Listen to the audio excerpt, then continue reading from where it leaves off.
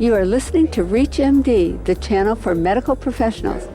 Hello, this is Dr. Penny Chris Etherton, President of the National Lipid Association. I'd like to welcome you to Lipid Luminations, hosted by Dr. Alan Brown and presented by the National Lipid Association. Hi, this is Dr. Alan Brown, host of Lipid Luminations on ReachMD. Today we're going to talk about the prevalence and diagnosis as well as screening for the disease Familial Hypercholesterolemia. I'm very pleased to have our guest, Dr. Paul Hopkins, who's a professor of internal medicine, adjunct professor of foods and nutrition, and co-director of cardiovascular genetics, as well as the director of the Cardiovascular Disease Prevention Clinic at the University of Utah. Paul, thank you very much for agreeing to do this interview on Lipid Luminations. My pleasure. So as you know, we've tried to do a series on this disorder of familial hypercholesterolemia. It's often not diagnosed, even though a physician may suddenly see a patient with a cholesterol of 300 and panic. These are usually the panic calls where they want someone seen immediately because they have such a high cholesterol. So I'm going to ask you to put a little more shape around the disorder for the average physician. How do you make the diagnosis? What are the genetic causes? And a little bit about the prevalence of the disorder. Sounds good. Let's start by a definition of familial hypercholesterolemia and a little bit about the genetics. Well, the definition can be based on just the LDL cholesterol. We usually like to be a little more complete than that, so we want to see evidence for a dominantly inherited condition that results in very high LDL, usually about double the level of unaffected people or family members that don't have the gene. If I were going to ask you on average, where should the physician start thinking about this disorder in terms of the lipid profile? What would be the clinical cues in terms of the labs and the physical findings? Well, I primarily look at LDL cholesterol. LDL cholesterol is the 95th percentile for the population.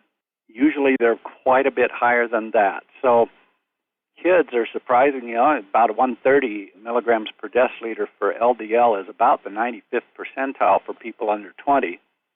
We really start thinking about FH, as we call it, when the levels are above approximately 160 for kids and then about 190 for 20-year-olds and usually above 220 for adults. But anywhere above 190, I start raising the question that it might be familial hypercholesterolemia. And in general, these people have normal triglycerides, correct, with maybe slightly low HDLs? Yes, they can have normal triglycerides, but if the triglycerides are high, it used to be a mistake, I think, that people would jump immediately to the notion of familial combined hyperlipidemia. They even used to say severe familial combined when the LDL was quite high. But it really doesn't matter a whole lot what the triglycerides are. If the LDL are truly in the range of FH, we would consider it FH. So that's interesting. I know that I've had patients with metabolic syndrome on top of FH, and I think the diagnosis has been confused because the triglycerides were elevated. Is there anything about FH from a pathophysiologic basis that would cause the high triglycerides, or is this usually the combination of other diseases superimposed on the FH when you see triglyceride elevation? Well, the triglycerides, there's a couple things. We've got one pedigree that we've published where a mixed pattern is apparent. Triglycerides even in the 300s in some family members with no other apparent genetic problem other than a defect in the LDL receptor.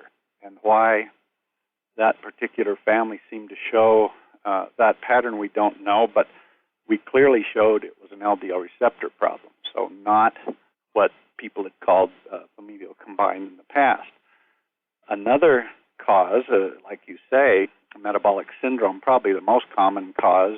People with FH can be overweight and have all the metabolic consequences of being overweight, including high triglycerides and low HDL. Those tend to not be real high triglycerides. And then less commonly recognized, because most people don't have the luxury of having ultracentrifuged lipids at their fingertips, But if you do have them, and people have looked at this for some time, you can have superimposed on FH a type 3 hyperlipidemia, which is a remnant removal disease.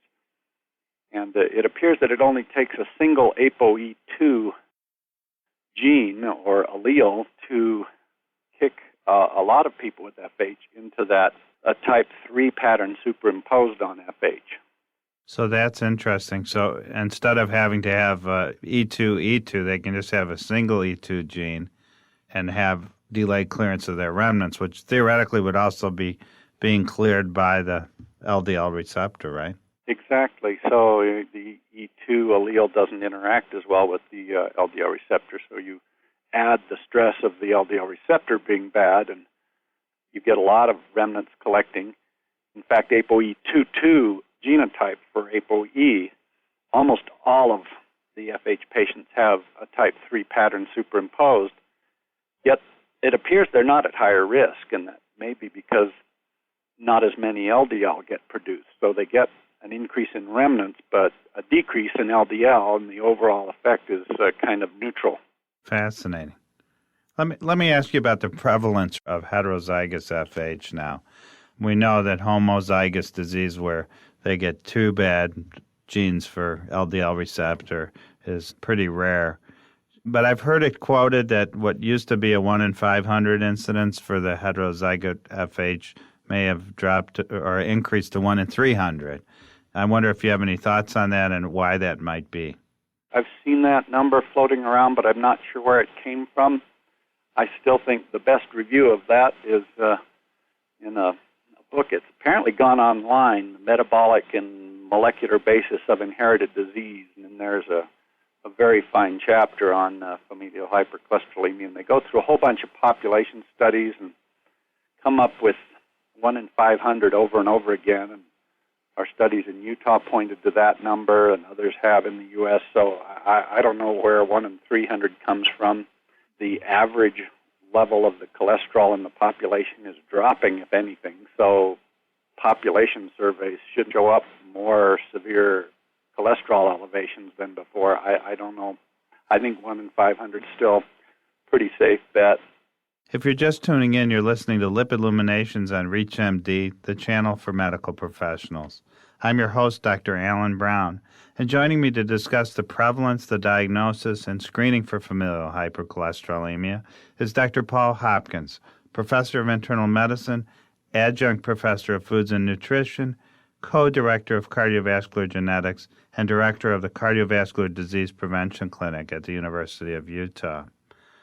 So, Paul, if I could ask you to go to the idea of screening, assuming now that you've helped us make the diagnosis, which would be an LDL over 160 in kids, over 190 in teens, as you said, and over 200 to 220 in adults, being usually a marker for heterozygous FH. Once you have such a patient, what are the screening recommendations? And if they have children, how young should they be tested? There's really a number of ways of making a firm diagnosis of FH, and usually it's the family history and just getting those lipid levels in family members.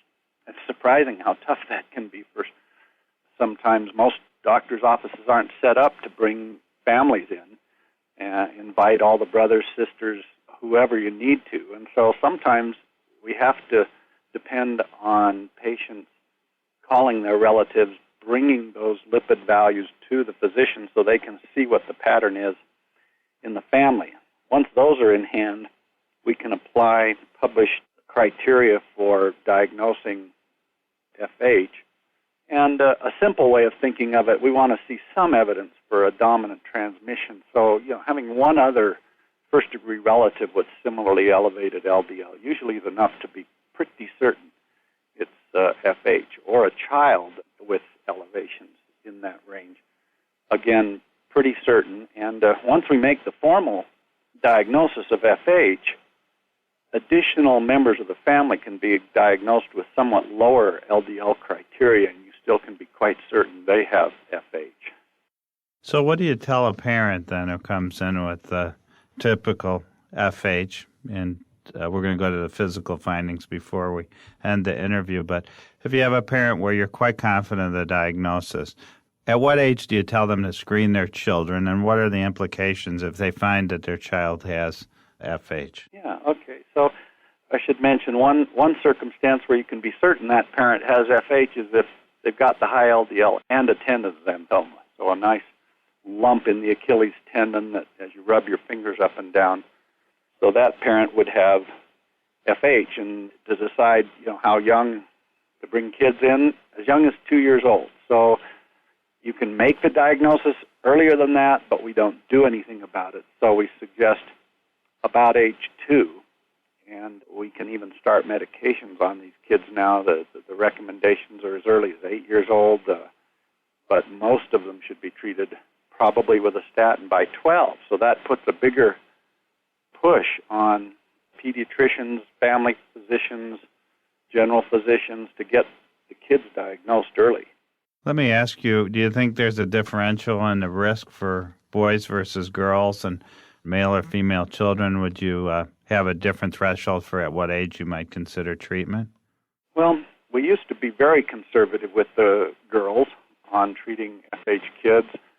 There's good data now that they tolerate the statins just as well as the boys. It does not affect estrogen levels or regular progression through puberty or any of the growth parameters that we can measure. So for those reasons, there's no specific reason to delay treatment. But girls and women on average are at lower risk for coronary disease than men. But the pediatric recommendations have really not made a distinction between boys and girls on when to start treatment. Well, obviously, we tell the men to get treated early and never smoke cigarettes. Any differential in terms of the inherent risk of this disease with smoking when you add that to a female patient with FH?